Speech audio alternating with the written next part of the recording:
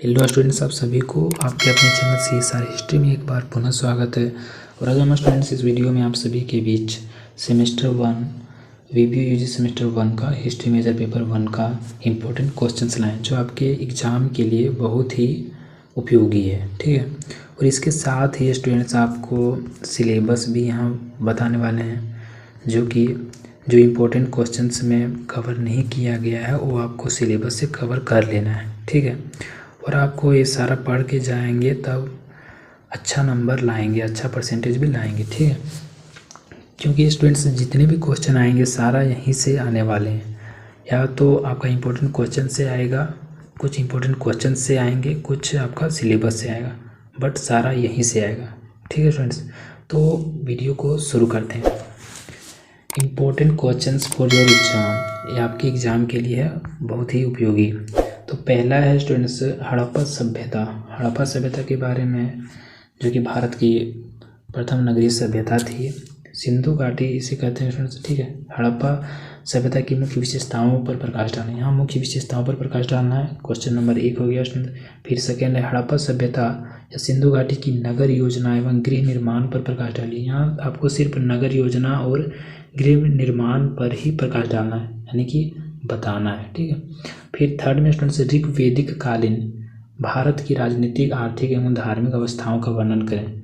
आपको यहाँ ऋग्वैदिक कालीन जो भारत की राजनीतिक व्यवस्था थी या राजनीतिक स्थिति थी और आर्थिक स्थिति थी और धार्मिक स्थिति थी, उनको बताना है, एक्सप्लेन करना है। ठीक है स्टूडेंट्स, फिर फोर्थ में है उत्तर वैदिक आर्यों की राजनीतिक, सामाजिक, आर्थिक एवं धार्मिक दशा का वर्णन करें। जो उत्तर वैदिक आर्य थे उनका राजनीतिक, सामाजिक और आर्थिक तथा धार्मिक दशा का वर्णन करना है, यानी कि ये आपको बताना है। फिफ्थ नंबर में स्टूडेंट्स वर्धमान महावीर के जीवन एवं शिक्षाओं का उल्लेख करें। जो वर्धमान थे महावीर, उनके जीवन के बारे में बताना स्टूडेंट्स और शिक्षाओं के बारे में बताना है।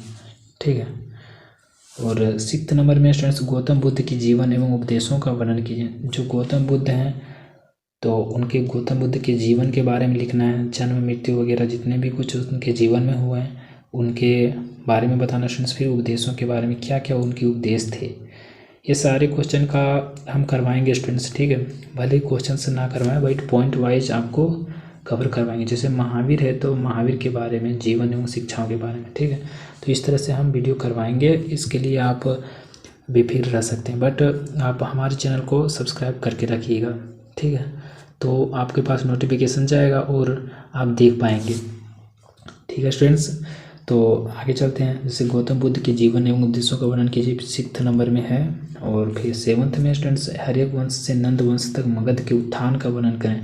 जो हर्यक वंश से शुरू जो हुआ है उसके बाद नंद वंश का जो मगध तक है, यानी कि मगध का वंश है ये, हर्यक वंश और नंद वंश। तो हर्यक वंश से लेकर नंद वंश का सफ़र जो है, उनके मध्य में किस प्रकार से मगध का उत्थान हुआ उनके बारे में आप लिखना है। ठीक है, फिर चंद्रगुप्त मौर्य के जीवन एवं उपलब्धियों का वर्णन करना है। चंद्रगुप्त मौर्य के जो जीवन में क्या कुछ रहा, कब जन्म, मृत्यु वगैरह सारा कुछ लिखना है स्टूडेंट्स। फिर उपलब्धियों के बारे में लिखना है, क्या कुछ प्राप्त किए हैं, उपलब्धि क्या है उनके।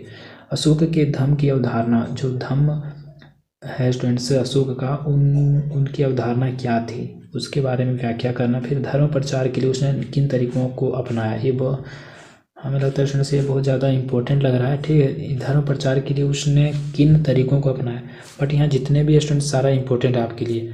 ओके, ठीक है स्टूडेंट्स, फिर मौर्य साम्राज्य के पतन के कारणों की समीक्षा करें। जो मौर्य साम्राज्य का जो पतन हुआ उनके कारण, इतने शक्तिशाली थे सारे राजा, तो फिर उनका पतन किन कारणों से हुआ तो उनके बारे में लिखना है स्टूडेंट्स। ठीक है, 11th में स्टूडेंट्स चंद्रगुप्त द्वितीय की उपलब्धियों का वर्णन करें। चंद्रगुप्त द्वितीय जो थे स्टूडेंट्स उनके बारे में लिखना है, उनकी उपलब्धियों के बारे में लिखना है। यहाँ नाम चेंज करके भी पूछा जा सकता है। ठीक है, तो आपको ध्यान रखना है। 12th में स्टूडेंट्स विजेता के रूप में समुद्रगुप्त का मूल्यांकन कीजिए। विजेता के रूप में समुद्रगुप्त का मूल्यांकन करना है। ठीक है, अथवा समुद्रगुप्त की विजयों का वर्णन करें। तो समुद्रगुप्त की विजय का वर्णन करना है, कहाँ कौन कौन सी विजय किए हैं वो। ठीक है, 13वां नंबर में स्टूडेंट्स गुप्त काल में कला, स्थापत्य कला, चित्रकला और साहित्य कला का वर्णन के विकास का वर्णन करें। जो गुप्त काल था उसके मध्य में आपका कला, स्थापत्य कला यानी स्थापत्य कला का विकास, चित्रकला का विकास और साहित्य का विकास के बारे में बताना है। किन किन स्थापत्य कला का विकास हुआ, किस टाइप का चित्रकला का विकास हुआ, साहित्य में क्या क्या विकास हुए हैं, तो उनके बारे में लिखना है। ये सारा हम करवाएंगे स्टूडेंट्स, ठीक है, अपने चैनल में आप सब्सक्राइब करके रखिएगा, ठीक है। फिर अथवा में स्टूडेंट्स गुप्त काल की सांस्कृतिक उपलब्धियों का वर्णन करें। सांस्कृतिक उपलब्धि ये भी हो सकते हैं, ठीक है स्टूडेंट्स। यहाँ क्वेश्चन आपको चेंज करके पूछा जा सकता है। फिर 14th में स्टूडेंट्स हर्षवर्धन की विजयों का विवेचना करें। ये हर्षवर्धन से संबंधित एक क्वेश्चन आपका आएगा ही आएगा, ठीक है। और पल्लवों के बारे में भी आता है, चालुक्यों के बारे में भी आएगा, ठीक है।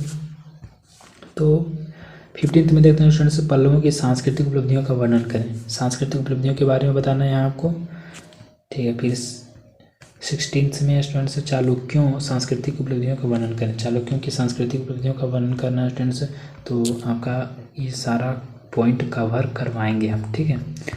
जो जो इम्पोर्टेंट है यहाँ सारा इम्पोर्टेंट ही बता रहे हैं स्टूडेंट्स, ठीक है। यहाँ देखिए आप सिलेबस को देख लीजिए, सिलेबस से मैच कर रहा है कि नहीं वो इम्पोर्टेंट क्वेश्चन। हड़प्पा सभ्यता के बारे में, तो हड़प्पा सभ्यता के बारे में इम्पोर्टेंट क्वेश्चन में दिया हुआ स्टूडेंट्स, ठीक है। यहाँ आपको किसी भी चीज़ में पूछा जा सकता है। हड़प्पा सभ्यता की उत्पत्ति के बारे में बताइए, विस्तार के बारे में बताइए, विशेषताओं के बारे में बताइए, पतन के बारे में बताइए। यहाँ कोई एक निर्भर नहीं करता कि सिर्फ उत्पत्ति, अगर ऊपर में दिया हुआ इंपॉर्टेंट क्वेश्चन में उत्पत्ति कोई बता दिया तो उत्पत्ति का ही आएगा, ठीक है। यहाँ चारों में से किसी का भी आ सकता है।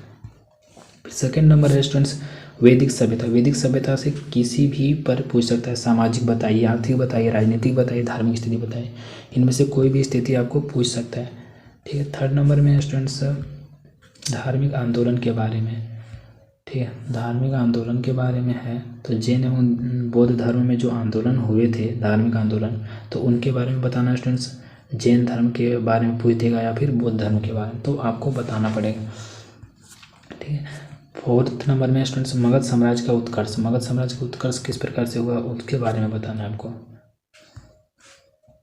उसके बारे में आपको पढ़ लेना है, ठीक है। नहीं तो हम तो करवाएंगे ही, ठीक है। फिफ्थ नंबर में स्टूडेंट्स मौर्य साम्राज्य। मौर्य साम्राज्य के बारे में कौन कौन सा पॉइंट पढ़ना है। चंद्रगुप्त मौर्य के बारे में जीवन एवं उपलब्धियों, इसका क्वेश्चन आपको ऊपर में था, ठीक है। अशोक का धर्म, अवधारणा और प्रसार, इसके बारे में भी था स्टूडेंट्स। मौर्य प्रशासन, स्वरूप तथा एवं आधार, ये भी आ सकता है। मौर्य साम्राज्य का पतन, ये आपका दिया था इंपॉर्टेंट क्वेश्चन में। कुषाण के बारे में है students, Kushan and Satavahana political and economic achievements. तो कुषाणों और सातवाहनों का जो राजनीतिक और आर्थिक उपलब्धियां हैं तो उनके बारे में भी आपको पढ़ना है। सेवंथ में स्टूडेंट गुप्त काल के बारे में चंद्रगुप्त प्रथम, समुद्रगुप्त, चंद्रगुप्त द्वितीय, तो इनके बारे में क्वेश्चन ऊपर में था, ठीक है। समुद्रगुप्त और चंद्रगुप्त द्वितीय, तो वहाँ को इसके बारे में बढ़िया से क्लियर कर लेना है। Cultural developments, art and architecture, painting, literature and religion, जैसा कि आप ऊपर में दिया था स्टूडेंट्स। गुप्त काल में क्या दिया था, गुप्त काल में तो दिया था कला, स्थापत्य कला, चित्रकला, साहित्य के बारे में। बट धर्म, मध्य एशिया के सांस्कृतिक संपर्क, ये आपका यहाँ से किसी भी पर पूछा जा सकता है या फिर सभी को पूछा जा सकता है, ठीक है। तो आप इसको ध्यान में रखना। फिर पतन के बारे में पूछ लेगा स्टूडेंट्स, जैसे कि गुप्त कालों का पतन के बारे में बताइए, तो वहाँ बताना पड़ेगा। फिर 8th नंबर में स्टूडेंट हर्षवर्धन, विजय अभियान एवं प्रशासन, यहाँ आपको ये पूछ सकता है। हर्षवर्धन को घुमा के किसी भी तरह से पूछ सकता है। हर्षवर्धन की विजयों के बारे में बताइए, उनके क्या अभियान थे, उनकी प्रशासनिक व्यवस्था बताइए, तो इस तरह से आपको पूछ सकता है। फिर लास्ट स्टूडेंट्स, लास्ट पॉइंट आपका है 9th में चालुक्य एवं पल्लवों की राजनीतिक और सांस्कृतिक उपलब्धियाँ, ये आपका क्वेश्चन था लास्ट में, ठीक है, इंपॉर्टेंट क्वेश्चन वाले में। ये सारा हम आपको कवर करवाएंगे स्टूडेंट्स वीडियो वाइज, ठीक है। तो और आपका जितना भी क्वेश्चन आने वाला है एग्जाम में सारा यहीं से आएगा, ये पूरा फिक्स है स्टूडेंट्स। इस सिलेबस से स्टूडेंट, सिलेबस से ही तो आता है, ठीक है। और आप हमारे चैनल को सब्सक्राइब कर सकते हैं स्टूडेंट्स। पसंद आए तो लाइक कर सकते हैं, मोटिवेशन मिलेगा तो और ज़्यादा मेहनत करेंगे स्टूडेंट्स आप सभी पर, ठीक है। शेयर कर सकते हैं अपने फ्रेंड्स के साथ ताकि उनका भी भला हो सके। कमेंट कीजिएगा स्टूडेंट्स कुछ अगर प्रॉब्लम हो तो, ठीक है। और हमारे चैनल का नाम CSR हिस्ट्री। ठीक है स्टूडेंट्स, तो आपका यहाँ तक बताना था स्टूडेंट्स। और